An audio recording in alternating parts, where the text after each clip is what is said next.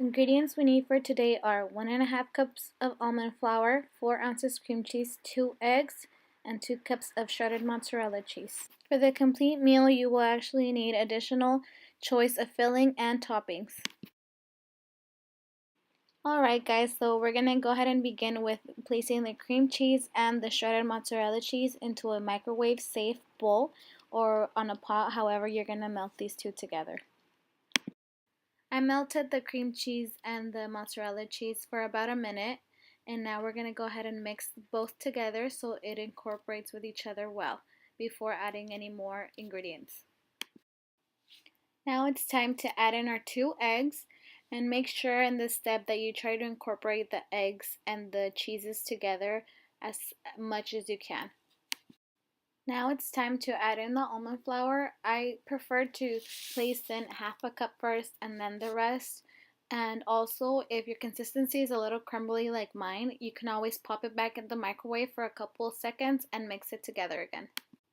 So I just popped the whole batter into a foil because I didn't have any parchment paper, and then I cut it up into 8 different slices, but you can measure out your portions however you like.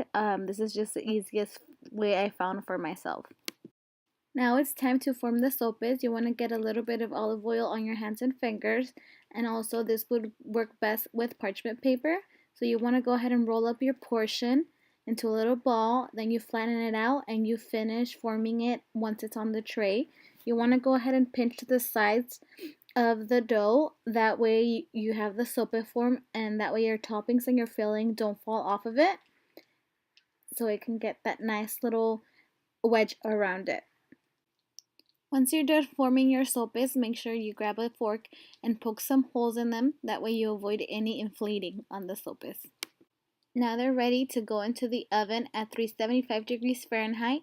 The full cook time will be 10 minutes, but you're going to take it out halfway. I like to take them out at the 5-minute mark so I can help the form of the sope again. As you can see, some just need a little bit pinching, and like this one, it flattened out all the way.